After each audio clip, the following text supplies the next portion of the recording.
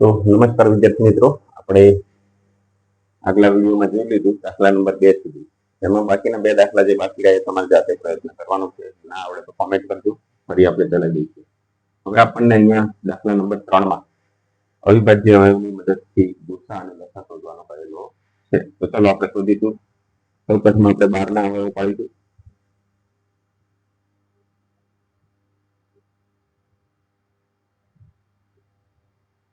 બાર ના અવયવો. તો 12 સૌપ્રથમ કયા ઘડિયામાં આવે છે? 2 ના ઘડિયામાં. તો ચલો 2 વડે 2 × 12.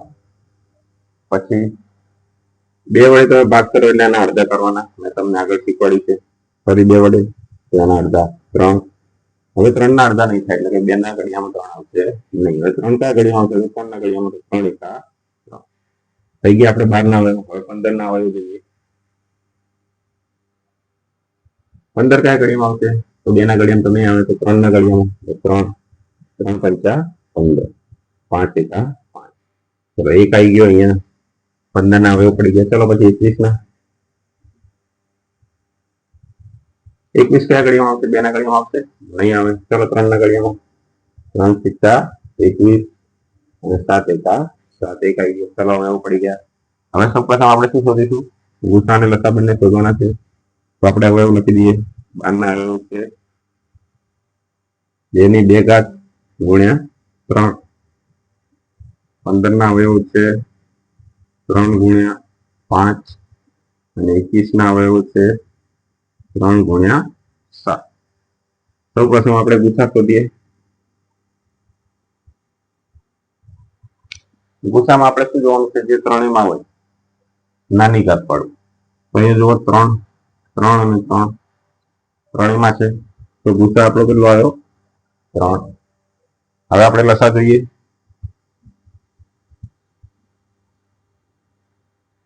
લસા લઘુત્તમ સામાન્ય અવયવ. લસા માટે આપણે શું કરવાનું છે? તમામ અવયવ લઈ લેવાના છે. ચલો સૌપ્રથમ 2. તો 2 લઈ લઈએ. 2 ની જેટલી પણ મોટી ઘાત હોય, મોટી ઘાત 2 ની સૌથી વધારે અહીંયા છે, તો 2 ની 2 ઘાત લઈ લઈએ. પછી 3 લેવાના છે. 3 ની બધામાં એક એક જ ઘાત છે, તો 3 ની 1 ઘાત લઈ લીધી. પછી લેવાના 5 અને પછી 7. કોઈ પણ અવયવ બાકી રહેવો જોઈએ નહીં. તમામ અવયવો લઈ લેવાના છે અને મોટી ઘાત લેવાની છે. ચલો હવે ગુણાકાર કરીશું આ બધાનો. તો 2 દુ 4, 4 × 5 20 અને 7 તારીખ 21. 21 દુ 42, 420. તમને ના ફાવે તો તમે પાછળ ગુણાકાર કરી શકો છો. તો લસા મળી ગયો 420. ચાલો હવે દાખલા નંબર 2 આપણે જોઈશું. 17, 23 અને 29. જો તમે અવિભાજ્ય સંખ્યાઓ જોઈ હોય તો અવિભાજ્ય સંખ્યાઓમાં 17, 23 અને 29 આવે છે. તમે અવયવ પાડવા જશો 17 ના, તો 17 ખાલી 17 ના ઘડિયામાં જ આવશે, એટલે કે 17 × 17. 23 પણ 23 ના ઘડિયામાં જ આવે છે, એટલે કે 23 × 23 અને 29 પણ 29 ના ઘડિયામાં જ આવે છે, એટલે કે 29 × 29. હવે અહીંયા આપણે જોઈશું તો 17 × 17, 23 × 23 અને 29, તો 29 × 29. અહીંયા તમે ગુસા આપણે શોધવા જઈએ તો ગુસા કશું જ સરખું ના હોય, તો એકડો તો બધામાં સરખો હોય. તો ગુસા કેટલો મળ્યો? 1. હવે લસા જોઈએ. લસા આપણે શું કીધું છે? તમામ અવયવ લઈ લેવાના છે. એકડો તો લેવાની જરૂર નથી, કેમ કે એકનો ગુણાકાર ગમે તે સંખ્યા સાથે કરો એની એ સંખ્યા આવશે, એટલે કે 17, 23 અને 29 નો ગુણાકાર 17 × 23 × 29. મોટી સંખ્યાઓનો ગુણાકાર છે, એટલે તમે પાછળ કરી શકો છો. 23 × 17 એકમ દશક નો 3, 23 × 23, 7 તારીખ 21, 7 દુ 14, 15, 16. આ બંનેનો ગુણાકાર આવી ગયો. હવે એનો ગુણાકાર 29 વડે આપણે કરીશું.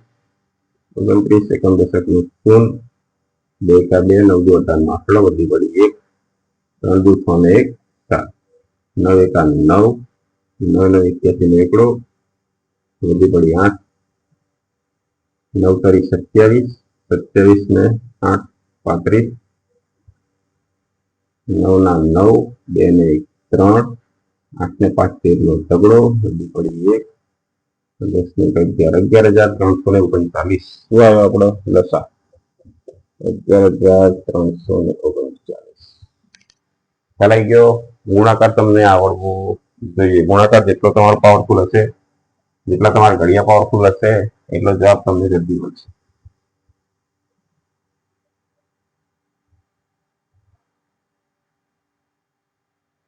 ચલો હવે આપણે ત્રીજા નંબરનો દાખલો જોઈશું. તો 8 ના આપણે અવયવ પાડીશું. બધી અવયવ કયા ઘડિયામાં આવશે? 8 બેના ઘડિયામાં 2, 4, 2, 2 અને 2 ઘા 2. ચલો 9 ના અવયવ પાડીએ. 3 તરી 9 અને 3 ઘા 3. 25 ના અવયવ 25 કયા ઘડિયામાં આવશે? 5 ના ઘડિયામાં 5 5 25 ને 5 ઘા 5. ચલો 8 ના અવયવ પડી ગયા. 2 ની 3 ઘા. 9 ના અવયવ પડી ગયા. 3 ની 2 ઘા. 25 ના અવયવ પડી ગયા. 5 ની 2 ઘા. હવે ગુસા. અહીંયા તમે જોશો તો એક પણ અવયવ સમાન નથી. અહીંયા 2 છે, અહીંયા 3 છે, અહીંયા 5 છે. કોઈ અવયવ સમાન ના હોય. બરાબર? તો આપણે ગુસા કેટલો થશે? 1. હવે લસા જોઈએ. જેનો પણ ગુસા 1 આવ્યો હોય ને, તો બાકીના તમામ અવયવોનો ડાયરેક્ટ ગુણાકાર જ કરી દેવાનો. 2 ની 3 ઘાત, 3 ની 2 ઘાત, 5 ની 2 ઘાત. ગુણાકાર તમે કરશો 2 દુ 4 દુ 8 ગુણ્યા 9 ગુણ્યા 25, જે આપણી ઉપર સંખ્યાઓ હતી એ જ સંખ્યાઓ મળશે આપણને. હવે ગુણાકાર તમે કરશો તો 25 વડે 8 નો ગુણાકાર કરો કેટલા થશે? 25 અઠા 200 અને 9 દુ 18.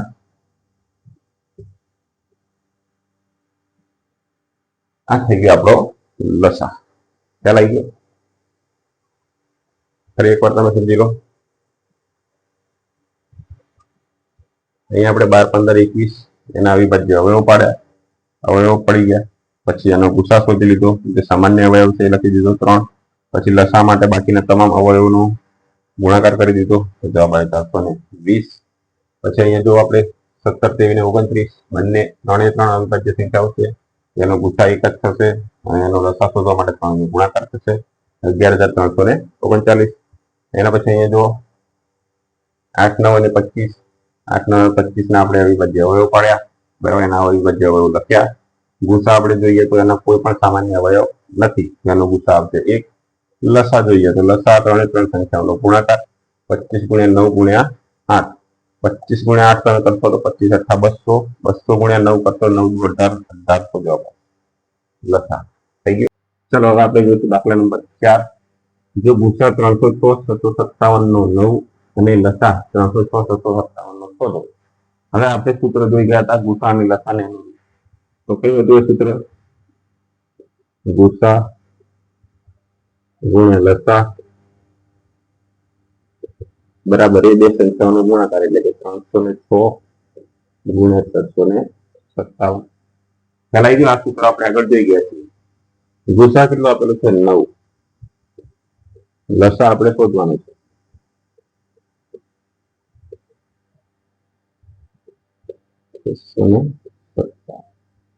લસા આપણે આ બાજુ જ રાખીશું. 9 ને પેલી બાજુ ભાગ્યા લઈ જઈશું. 306 ગુણ્યા 757 ભાગ્યા 9 ને ડાયરેક્ટ ભાગીશું આપણે. તમે પાછળ ભાગાકાર કરી શકો છો. ડાયરેક્ટ આવડે ડાયરેક્ટ પણ કરી શકો છો. 9 કરી 27, 3 વચ્ચે 936. તમને ના ખ્યાલ આવે તો પાછળ આ રીતે ભાગાકાર કરી શકો છો. બરાબર? 9 કરી 27, અહીં વચ્ચે પછી 16 કર્યા 936 0 0 36 34. બરાબર? 34 અહીંયા પણ 34 ને અહીંયા પણ 34. હવે શું કરવાનું છે? તો આ બંનેનો ગુણાકાર કરવાનો છે આપણે. 657 ગુણ્યા 34 એકમ દશક પૂર્ણ આવશે. પેલા 7 તારી 21 ને 19 વધી પડી 2, 5 તારી 15 4 17 7 વધી પડી 1, 6 તારી 18 ને 1 19, 7 ચોક 28 નો આટલો વધી પડી 2, 5 ચોક 20, 20 ને 2 22 નો બગડો વધી પડી 2, 6 ચોક 24, 25 26 સંખ્યા 12 ને 13 પકડો વધી પડી 1, 10 ને 12 નો પકડો વધી પડી 1, 22,338. 22,338 આવી ગયો આપણો લસા. એકદમ સહેલો અને સિમ્પલ દાખલો હતો મિત્રો. કોઈ પ્રાકૃતિક સંખ્યા આપણે n લેવાની, બરાબર. એના માટે 6 ની n ઘાતનો અંતિમ અંક શૂન્ય થાય છે કે નહીં એ આપણે ચેક કરવાનું છે.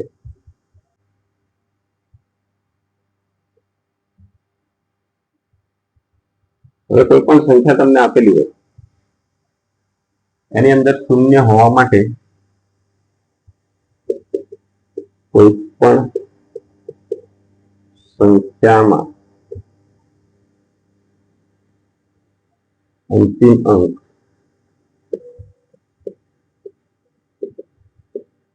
શૂન્ય હોવા માટે એક અવયવ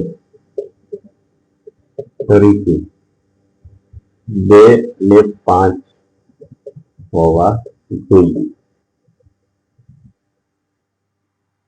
કોઈ પણ સંખ્યામાં અંતિમ અંક શૂન્ય હોવા માટે એક અવયવ તરીકે 2 અને 5 તો હોવા જ જોઈએ. ચાલો આપણે 6 ના અવયવ પાડી 6 ના અવયવ પાડવા જઈએ તો 6 તો ખબર છે કયા ગણ્યામાં આવશે 2 ના, તો 2 તરી 6, તો 2 ગુણ્યા 3 આ પડી ગયો 6 ના અવયવ. હવે તમે અહીંયા જોશો એક અવયવ તરીકે 2 ને 5 હોવા જોઈએ. અહીંયા 2 તો છે જ પણ 5 નથી, તો અહીંયા આપણે લખીશું ઉપરના અવયવમાં 5 અવયવ તરીકે નથી. 5 નથી એનો મતલબ કે શું થશે કે આપેલી સંખ્યા ક્યારે શૂન્ય થશે નહીં. માટે 6 ની n ઘાતમાં n કોઈ એવી પ્રાકૃતિક સંખ્યા મળશે નહીં. ખ્યાલ આવી ગયો? શૂન્ય થવા માટે શું જરૂરી છે? એક અવયવ તરીકે 2 ને 5 હોવા જરૂરી છે. અહીંયા 2 તો છે પણ 5 નથી, બરાબર. ઉપરના અવયવમાં 5 અવયવ તરીકે નથી. અવયવ તરીકે નથી એટલા માટે શું કહેવાશે કે આપેલી સંખ્યાનો અંતિમ અંક શૂન્ય થશે નહીં, બરાબર. તો 6 ની n ઘાતમાં n કોઈ એવી પ્રાકૃતિક સંખ્યા મળશે નહીં. ઓકે. 7 ગુણ્યા 11 ગુણ્યા 13 વત્તા 13. ચલો લઈએ પેલા.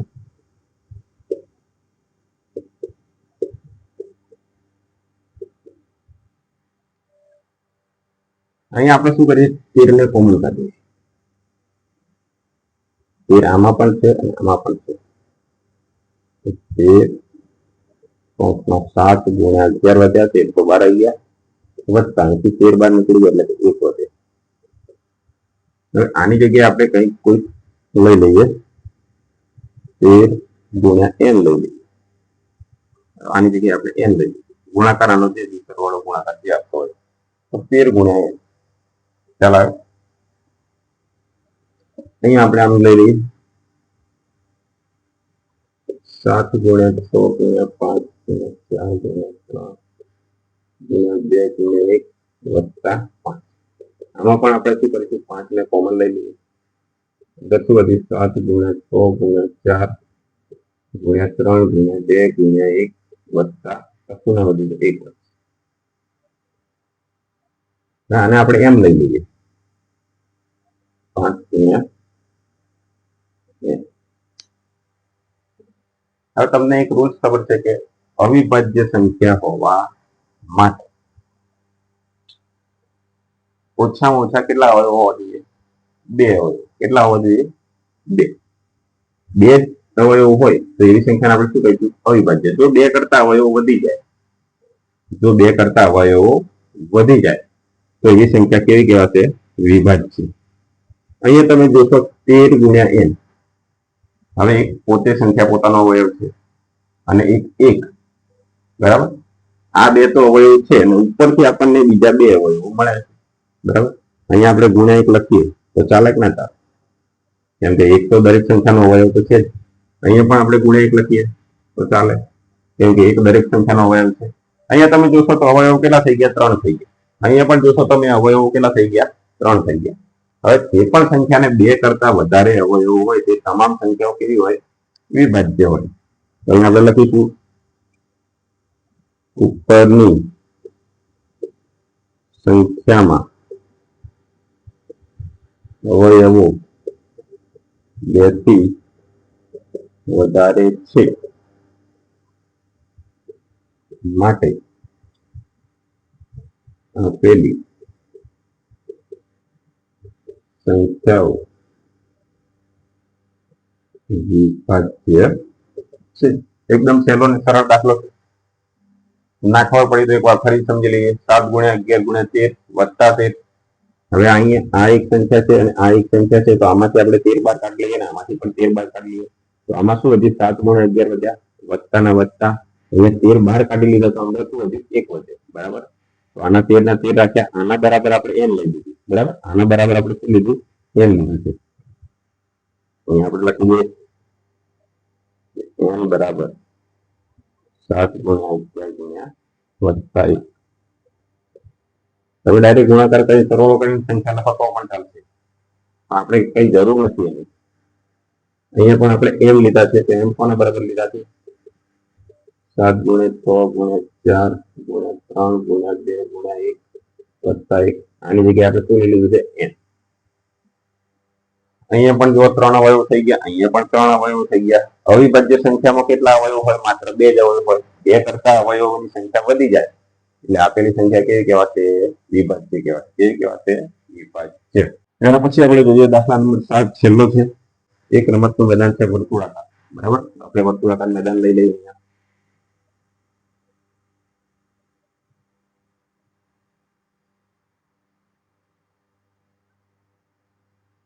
બરાબર, લઈ લીધું વર્તુળાકાર મેદાન.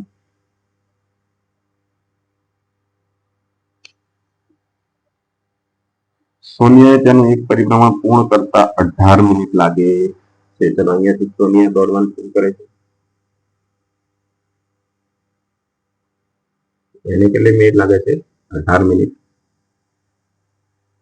જ્યારે રવિને તેનું એક પરિભ્રમણ પૂર્ણ કરતા 12 મિનિટ લાગે છે. રવિ પણ અહીંયાથી દોડવાનું શરૂ કરે. એને કેટલી મિનિટ લાગે છે? 12 મિનિટ. વર્તુળ એ લોકો દોડશે ગોળ ગોળ. પરિભ્રમણ પૂર્ણ કરવાનો એમનો સમય છે. સોનિયાને કેટલી મિનિટ લાગે છે? 12 મિનિટ. અને સોનિયાને 18 મિનિટ, રવિને 12 મિનિટ.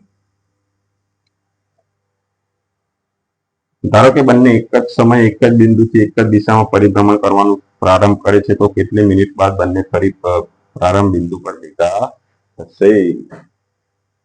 સરસ મજાનો દાખલો છે. અહીંયા બંને એક સાથે દોડવાનું શરૂ કરે છે. બરાબર. પરિભ્રમણ કરવાનું શરૂ કરે છે.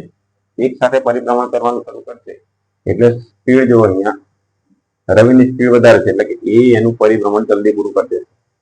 સોનિયા કરતા વહેલા આવી જશે અને ફરી એનું પરિભ્રમણ શરૂ રાખશે. બરાબર. તો પહેલા રાઉન્ડ, કયા રાઉન્ડમાં એ લોકો ફરી મળશે? બરાબર. કેટલી મિનિટ પછી એ લોકો ફરી મળશે એ આપણે જોવાનું છે. બરાબર.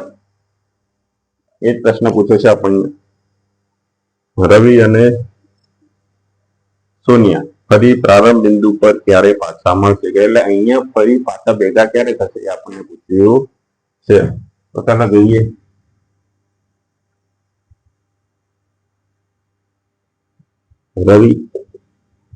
રવિને સમય લાગે છે 12 મિનિટ. સોનિયાને સમય લાગે છે 18 મિનિટ. હવે તમને પૂછ્યું છે કે બંને ફરી ક્યારે પાછા ભેગા થશે? ફરી ક્યારે ભેગા થશે એટલે કે આગળ ક્યારે ભેગા થશે? એટલે કે મોટી સંખ્યા આપણે શોધવાની છે. 12 મિનિટ અને 18 મિનિટ કરતા મોટી સંખ્યા આપણે શોધવાની છે, જ્યાં બંને સંખ્યાઓ મળે છે. હવે બંને સંખ્યાઓ ક્યારે મળે? એના લસા ભેગા થાય ત્યારે મળે. બરાબર. બંનેના લસા જ્યાં હોય ત્યાં બંને મળશે. તો 12 અને 18 માં આપણે શું શોધવાનું છે? લસા શોધવાનું છે. તો 12 ના આપણે અવિભાજ્ય અવયવ પાડી દઈશું અને 18 ના પણ અવિભાજ્ય અવયવ પાડી દઈશું. તો 12 ના 2 વડે ભાગ પડશે તો 9, 6, ફરી 2 વડે 2 કરી 6, ફરી 3 × 3. અહીંયા 2 વડે ભાગ પડશે તો 9, એના ઘડિયામાં 3 3 તરી 9 3 એકા 3 થઈ ગયું. અહીંયા આપણે બંનેના અવયવ લખી દઈશું. 12 ના 2 ની 2 ઘાત ગુણ્યા 3, 18 ના 2 ની 1 ઘાત ગુણ્યા 3 ની 2 ઘાત. થઈ ગયું. સરસ મજાનું. હવે આપણે શું શોધવાનું છે? લસા.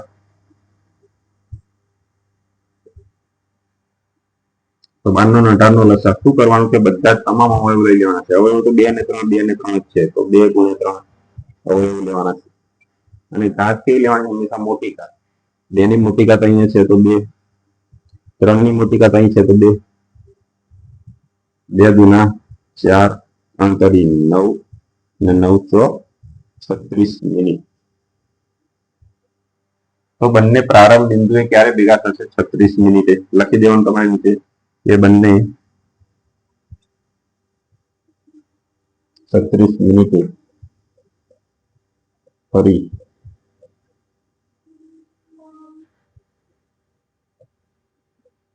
પ્રારંભ બિંદુએ ભેગા થશે. સરસ મજાનો દાખલો હતો અને આ દાખલા સાથે આપણું સ્વાધ્યાય 1.1 અહીંયા પૂરું થાય. આગળ જોઈ લીધું સ્વાધ્યાય 1.1. હવે આપણે આગળ જઈશું ઉદાહરણ નંબર 5. આગલા ધોરણમાં તમે ભણી ચૂક્યા હતા. ધોરણ 9 માં સાબિત કરવાનું છે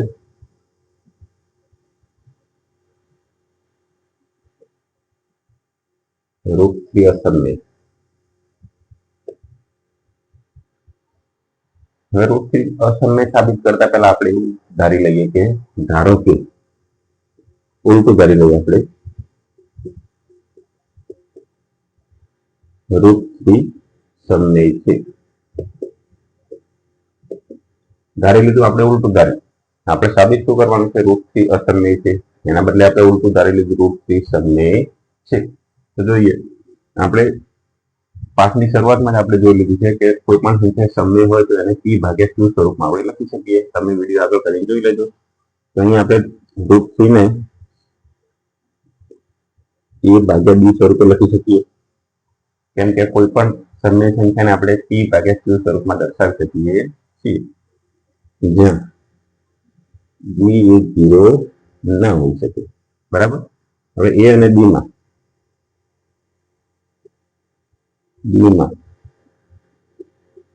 સામાન્ય અવયવ એ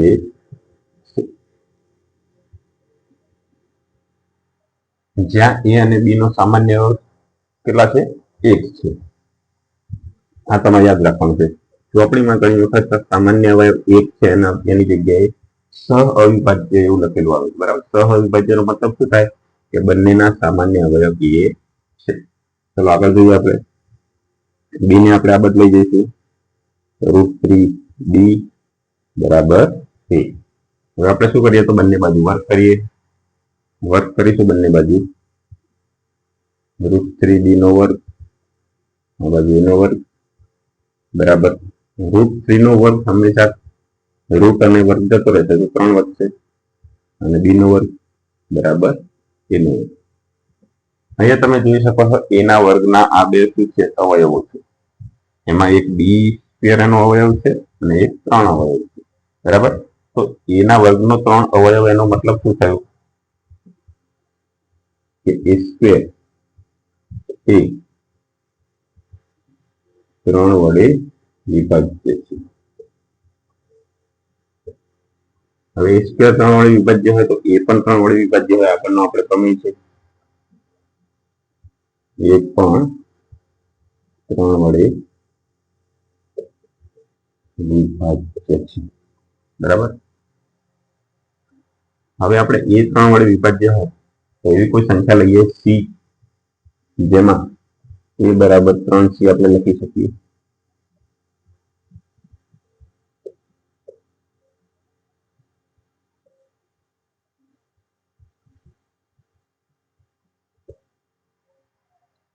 a બરાબર 3c આપણે અહીંયા મૂકી દઈશું. તો 3b સ્ક્વેર બરાબર એની જગ્યાએ 3c એનો વર્ગ. તો 3b સ્ક્વેર બરાબર 3 તરી 9 સી સ્ક્વેર 3 આ બાજુ આવશે ભાગ્યામાં તો 9 ભાગ્યા 3 કેટલા થશે 3c સ્ક્વેર હવે અહીંયા તમે જોશો તો બી સ્ક્વેર ના પણ બે અવયવ મળ્યા એક તો સી સ્ક્વેર છે અને બીજો 3 છે અવયવ કોને કહેવાય એના વડે બી સ્ક્વેર વિભાજ્ય છે તો અહીંયા આપણે ફરી લખીશું તો બી સ્ક્વેર એ 3 વડે વિભાજ્ય છે માટે બી પણ 3 વડે વિભાજ્ય થાય બરાબર જો બી 3 વડે વિભાજ્ય આવી ગયો એ 3 વડે વિભાજ્ય આવી ગયો બરાબર બંનેમાં 3 3 આવી ગયા તો અહીં એ અને બી નો સામાન્ય અવયવ 3 છે એ અને બી નો સામાન્ય અવયવ કેટલો આવ્યો 3 આવ્યો આ તમારે જોવાનું છે એ અને બી નો સામાન્ય અવયવ 3 અહીંયા આપણે શું ધારીશું સામાન્ય અવયવ 1 છે આપણે ધારે તો સામાન્ય અવયવ 1 અહીંયા આવ્યો 3 તો શું થઈ ગયું વિરોધાભાસ અહીં વિરોધાભાસ સર્જાય છે બરાબર વિરોધાભાસ સર્જાય એનો મતલબ શું આપણે જે ધાર્યું હતું √3 સમય છે એ કેવું છે ખોટું છે માટે √3 એ અસમય છે આ થઈ ગયું એકદમ સિમ્પલ અને સહેલું યાદ રહેશે મિત્રો ના યાદ રહે તો આનો આ વિડીયો તમે ફરી વાર જોઈ શકો છો એકદમ સહેલો અને સરળ દાખલો છે અને આમાંથી એક દાખલો આવશે ને આવશે આપણે જોઈશું ઉદાહરણ નંબર 6 દર્શાવો કે 5 - √3 અસમય છે આપણે આગળના દાખલામાં કર્યું એવી રીતે આપણે ધારી લઈશું આનાથી ઉલટું આ અસમય આવ્યું છે આપણે સમય ધારી લઈએ ધારો કે 5 - √3 સમય છે બરાબર આ સમય ધારી લીધા તો સમય સંખ્યા માટેના રૂલ્સ તમને ખબર છે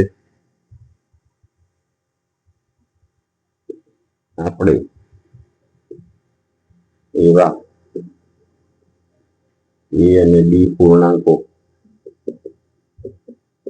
લઈ શકીએ કે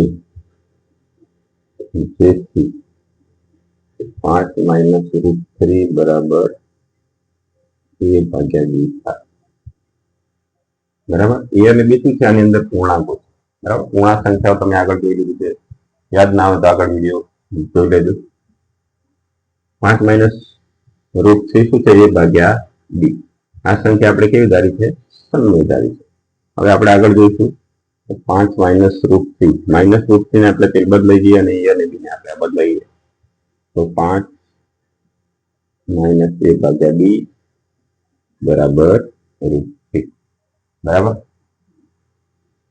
અહીંયા આપણે જોઈશું 5 - a ભાગ્યા b અહીં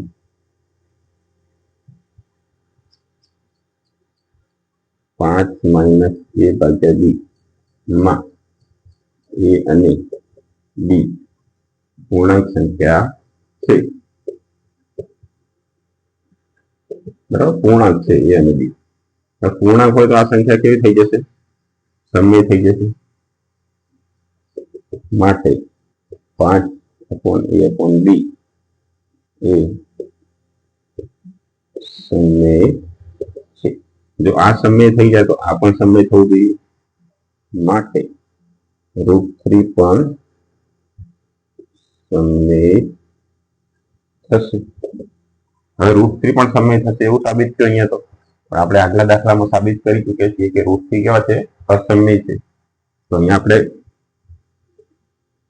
જે √3 અસમય હોવાનો વિરોધાભાસ છે બરાબર કેમ કે આપણે √3 અસમય છે એવું આવ્યું પણ હકીકતમાં આપણે આગળ સાબિત કરી ચૂક્યા છીએ કે √3 કેવા છે અસમય છે વિરોધાભાસ ઉત્પન્ન થયો માટે જે આપણે સંખ્યા લખી હતી 5 માઇનસ 5 માઇનસ √3 એ અસમય છે. એકદમ સહેલું છે. √3 આપણે આગળ સાબિત કરી ચૂક્યા છીએ કે અસમય છે. એના પરથી જ આ દાખલો ગણવાનો છે, એટલે એકદમ સરળ છે. ના ખબર પડી હોય તો ફરી જોઈ લેજો. એના પછી આપણે જોઈશું ઉદાહરણ નંબર 7. દર્શાવો કે 3√2 અસમય છે. જોઈએ. આપણે એનાથી ઉલટું ધારી દઈશું કે ધારો કે 3√2 સમય છે. હવે આપણે સહઅવિભાજ્ય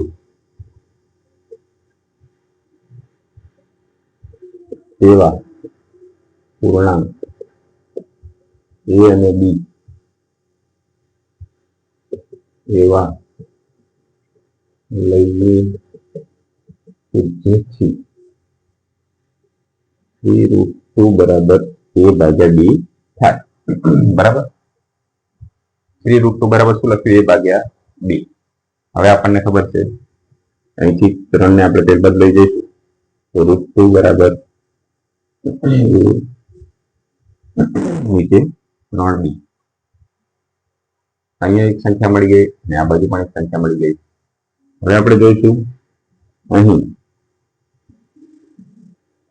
a b અને 3 પૂર્ણાંક સંખ્યાઓ. બરાબર, પૂર્ણાંક છે. પૂર્ણાંક હોવાથી a ભાગ્યા 3b સમય થશે. બરાબર. હવે આ બાજુ સમય થાય તો આ બાજુ પણ સમય થવી જોઈએ. માટે √2 સમય છે. બરાબર. √2 સમય થઈ ગયો. પરંતુ √2 આપણને ખબર છે કેવા છે? અસમય. √2 અસમય છે. માટે વિરોધાભાસ ઉત્પન્ન થયો.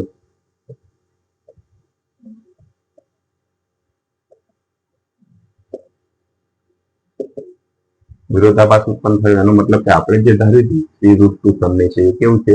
ખોટું છે. માટે 3√2 અસમય છે. એકદમ સહેલું છે. પહેલા આપણે સમય છે એવું ધારી લેવાનું છે. પછી સહવિભાજ્ય હોય એવા પૂર્ણાંકો a અને b એવા લઈએ કે જેથી 3√2 બરાબર a ભાગ્યા b થાય. હવે √2 ને આપણે આ બાજુ રહેવા દઈએ, 3 ને ત્યારબાદ લઈ જઈએ તો a ભાગ્યા 3b.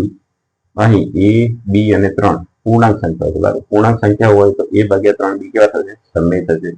હવે સમય થાય તો √2 પણ સમય થવું જોઈએ. આ બાજુ સમય થાય તો આ બાજુ પણ સમય થવી જોઈએ. પરંતુ √2 અસમય છે એવું આપણને ખબર છે. આગળ આપણે સાબિત કરી ચૂક્યા છીએ. પણ આ બંને જો અહીંયા સમય આવી, અહીંયા અસમય આવી, વિરોધાભાસ ઉત્પન્ન થયો. કેમ વિરોધાભાસ ઉત્પન્ન થયો? કેમ કે આપણે જે ધાર્યું છે એ કેવું છે? ખોટું છે. કે √3√2 કેવા છે? સમય છે. ધાર્યું છે કેવું છે? ખોટું છે. માટે 3√2 અસમય છે. એના પછી આપણે જોઈએ સ્વાધ્યાય 1.2 છેલ્લું સ્વાધ્યાય ચેપ્ટરનું.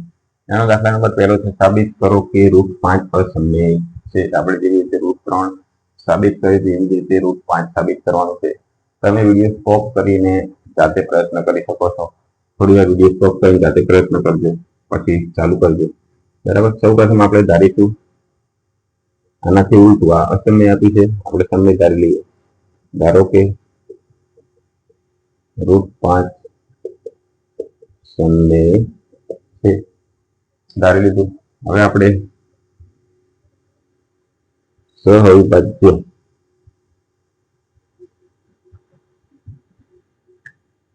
એવા પૂર્ણાંક a અને b માટે √5 બરાબર a ભાગ્યા b આપણે લખી શકીએ.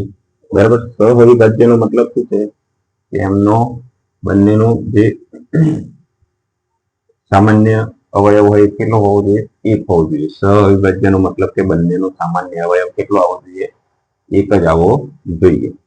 ચલો અહીંયા થઈ ગયું. હવે આપણે b ને પેલી બાજુ લઈ જઈએ તો √5 બી બરાબર 2. હવે બંને બાજુ આપણે વર્ક કરીશું તો અહીંયા 5 નો વર્ગ કેટલો થશે? 5 થશે. બી નો વર્ગ બરાબર એ નો વર્ગ. ખ્યાલ આવી ગયો? હવે અહીંયા આપણે જોઈશું કે એ ના વર્ગના અહીંયા આપણને બે અવયવ મળે, એમાંથી એક અવયવ 5 છે, એનો મતલબ કે એ નો વર્ગ 5 વડે વિભાજ્ય છે. તો અહીંયા આપણે લખીશું a સ્ક્વેર એ 5 વડે વિભાજ્ય છે, માટે એ પણ 5 વડે વિભાજ્ય થાય. હવે આપણે એવો સી લઈ લઈએ કે જ્યાં એ બરાબર 5c થાય. બરાબર, એવો આપણે સી લીધો જ્યાં એ બરાબર 5c થાય, કેમ કે એનો એક અવયવ 5 છે. તો આપણે એની જગ્યાએ 5c મૂકી દઈએ તો 5 બી નો વર્ગ, એની જગ્યાએ આપણે 5c લઈએ, 5b નો વર્ગ, 5 નો વર્ગ એટલે 5 ગુણ્યા 5, c નો વર્ગ, એક 5 ઉડી જશે, તો બી નો વર્ગ બરાબર 5c નો વર્ગ. અહીંયા પણ તમે જુઓ બી ના વર્ગના આપણને બે અવયવ મળ્યા, એક તો c નો વર્ગ નો, બીજો 5. હવે બી ના વર્ગનો એક અવયવ 5 હોય, એનો મતલબ 5 વડે વિભાજ્ય છે. અહીંયા આપણે ફરી લખીશું b સ્ક્વેર એ 5 વડે વિભાજ્ય છે, માટે બી પણ 5 વડે વિભાજ્ય થાય. બરાબર, હવે અહીંયા જો એ પણ 5 વડે વિભાજ્ય થઈ ગયું, બી પણ 5 વડે વિભાજ્ય થઈ ગયું. આનો મતલબ શું થાય? એ અને બી નો સામાન્ય અવયવ 5 છે. બરાબર, અહીંયા આપણે સહવિભાજ્ય ધારીશું. સહવિભાજ્ય નો મતલબ શું થાય? બંનેનું સામાન્ય અવયવ 1 હોવું જોઈએ. જે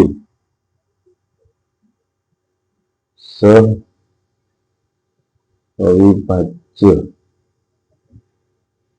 એ અને બી માટે વિરોધાભાસ છે, માટે આપણી ધારણા ખોટી છે. કઈ ધારણા ખોટી છે? √5 સમય છે, એ ધારણા કેવી છે? ખોટી છે. માટે √5 અસમય છે. એકદમ સહેલો, સિમ્પલ, સરળ દાખલો છે. જોઈ લેજો એકવાર, ખબર ના પડે તો વિડીયો ફરી સ્ટાર્ટ કરીને ફરી બીજી વાર જોઈ લેજો. ચલો એના પછી દાખલા નંબર 2 આપણે જોઈએ. સાબિત કરો કે 3 + 2 √5 અસમય છે. આપણે ધારી લેવાનું છે નથી ઉલટું. ધારો કે 3 + 2 √5 સમય છે. ધારી લીધું. હવે સમય હોય તો તમને ખબર છે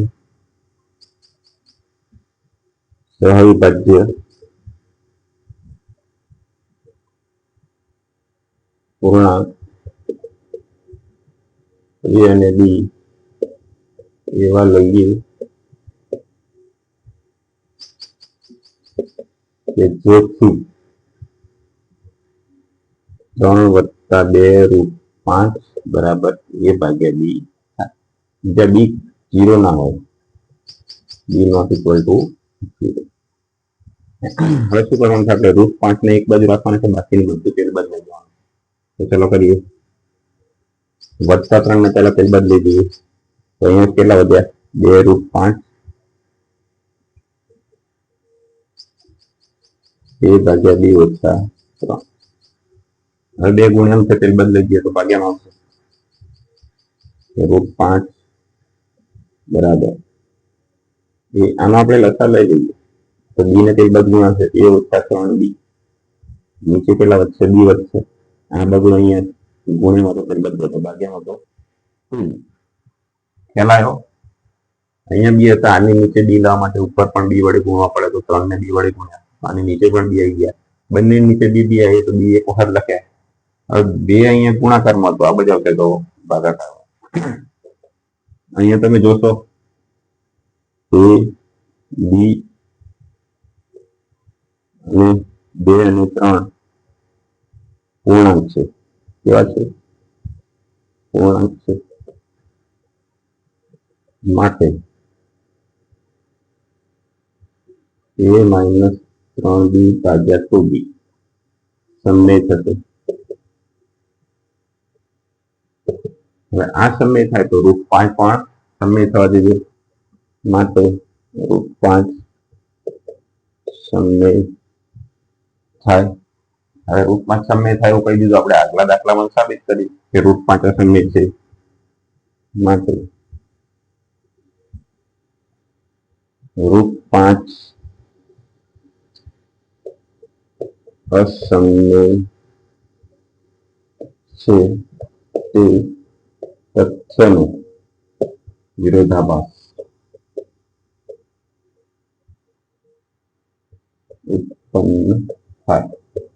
બરાબર, અહીંયા આપણે લખી દીધું √5 સમય છે, પણ √5 અસમય છે એવું તો આગળના દાખલામાં આપણે સાબિત કરી દીધું. તો આ તથ્યનો કેવો વિરોધાભાસ ઉત્પન્ન થયો?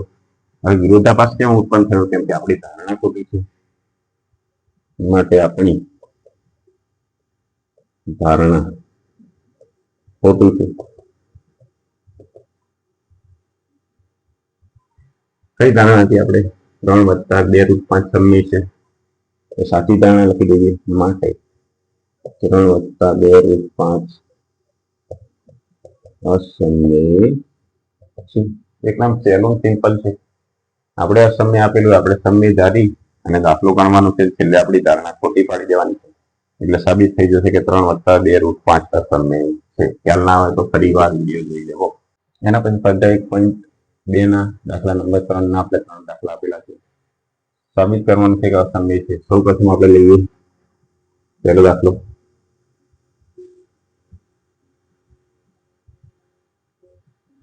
એક ભાગ્યા √2 અસમય આપણે સાબિત કરવાનું છે.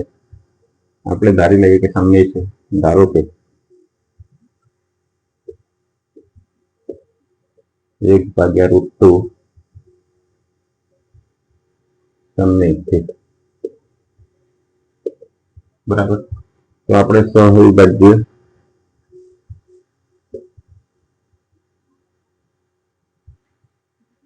પૂર્ણાંક A અને B એવા લઈએ કે જેથી 1 ભાગ્યા √2 બરાબર આપણે A ભાગ્યા B લખી શકીએ. બરાબર, જ્યાં A અને B કેવા છે? સમય. હવે આપણે શું કરીએ? √2 ને આ બાદ લઈ જઈએ, અને નહીં તો આપણે આ બંનેને ઉલટાઈ દઈએ, આ બંનેને ઉલટાઈ દઈએ અને આ બંનેને ઉલટાઈ દઈએ. માટે √2 બરાબર, આ √2 ઉપર ગયા, એક નીચેના લખો તો પણ ચાલે. અહીં ઉલટાઈ દઈએ તો 2 ભાગ્યા A. અહીં આપણે જોયું B ભાગ્યા A થઈ ગયું, અહીંયા √2 થઈ ગયું. હવે B ભાગ્યા A કેવા છે? સમય છે. માટે √2 પણ સમય થાય. √2 પણ કેવા થાય? સમય થાય. પરંતુ આપણે આગળ સાબિત કરી ચૂક્યા છીએ કે √2 અસમય છે. બરાબર, વર્ગમૂળમાં 2 કેવા છે? પહેલેથી જ અસમય છે. તો કેવો વિરોધાભાસ ઉત્પન્ન થયો? ઉત્પન્ન થાય છે. બરાબર, આ બાજુ સમય આવી ગઈ તો આ બાજુ પણ સમય થવું જોઈએ, એટલે કે √2 સમય થવા જોઈએ. પરંતુ √2 અસમય છે એવું આપણે આગળ સાબિત કરી ચૂક્યા છીએ, માટે વિરોધાભાસ ઉત્પન્ન થયો. વિરોધાભાસ કેમ ઉત્પન્ન થયો? કેમ કે આપણી ધારણા ખોટી હતી. ધારો કે 1 ભાગ્યા √2 આપણે સમય ધાર્યા હતા. બરાબર, √2 એટલે કે વર્ગમૂળમાં 2. માટે આપણી ખોટી ધારણા છે અને આપણે સાચી સાબિત કરી દઈએ કે 1 ભાગ્યા √2 અસમય છે. ખ્યાલ આવી ગયો? એકદમ સહેલો દાખલો છે અને ખૂબ જ નાનો દાખલો છે, આવડે એવો. એના પછી આપણે દાખલા નંબર 2 જોઈએ.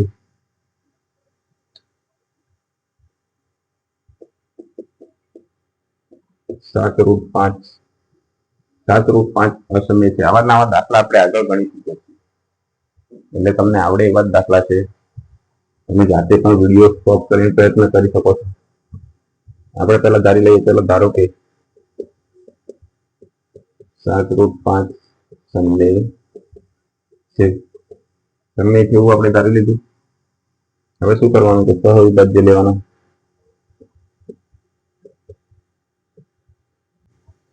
તેવા પૂર્ણાંક a અને b લઈએ કે જેથી 7√5 બરાબર a ભાગ્યા b થાય. 7√5 બરાબર a ભાગ્યા b થાય. હવે 7 ને આપણે તે બદલાઈ જઈએ તો બચવું હતું વર્ગમૂળમાં 5 ઉપર a નીચે 7b. અહીં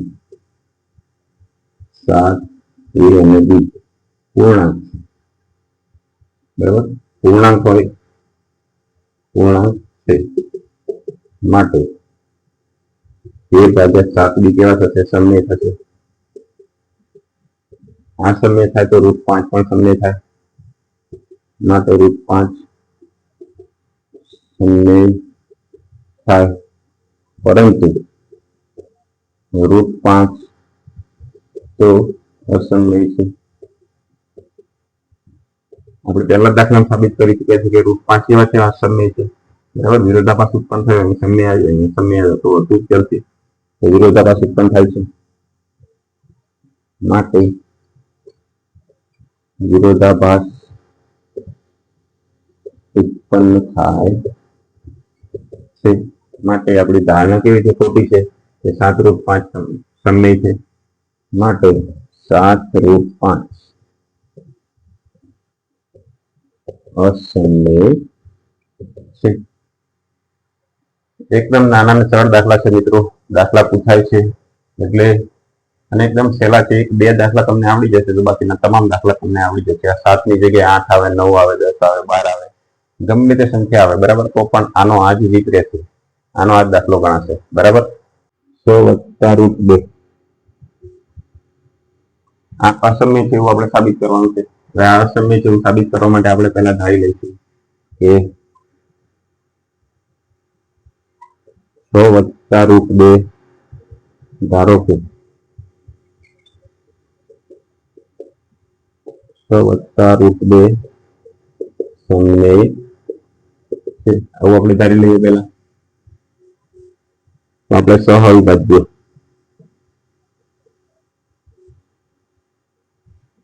પૂર્ણાંક a અને b એવા લઈએ કે જેથી 6 + √2 બરાબર a ભાગ્યા b થાય. હવે વત્તા 6 છે આપણે કઈ બદલાઈ જઈએ તો √2 બરાબર a ભાગ્યા b ઓછા √2 આવી ગયા અહીંયા આવી ગયા તો અહીંયા આપણે લખી શકીએ a b અને 6 પૂર્ણાંક સંખ્યાઓ છે બરાબર પૂર્ણાંકો છે માટે a ભાગ્યા b -6 સમય છે માટે √2 સમય છે. √2 એટલે કે વર્ગમૂળમાં 2 સમય છે પરંતુ આપણને ખબર છે કે √2 અસમય છે. વિરોધાભાસ ઉત્પન્ન થયો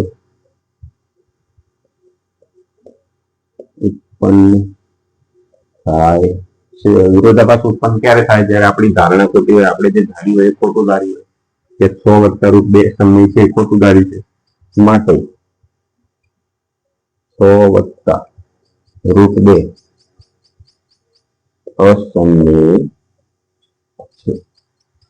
એકદમ સરસ મજાના દાખલાઓ છે મિત્રો. સાબિત કરવા વાળા દાખલા ગમે તે એક દાખલો તો 100% પૂછાશે માટે તમને આવડવા જ જોઈએ. ધોરણ 9 માં પણ આવા દાખલા આવી ચૂક્યા છે. તો અહીંયા આપણે સ્વાધ્યાય 1.2 ના દાખલા 3 દાખલા અહીંયા પૂરા થાય છે ને એની સાથે આપણું ચેપ્ટર નંબર 1 વાસ્તવિક સંખ્યાઓ પણ પૂર્ણ થાય છે. મિત્રો વિડીયો ગમ્યો હોય તો લાઈક કરજો, શેર કરજો અને સબસ્ક્રાઇબ કરજો. નમસ્તે.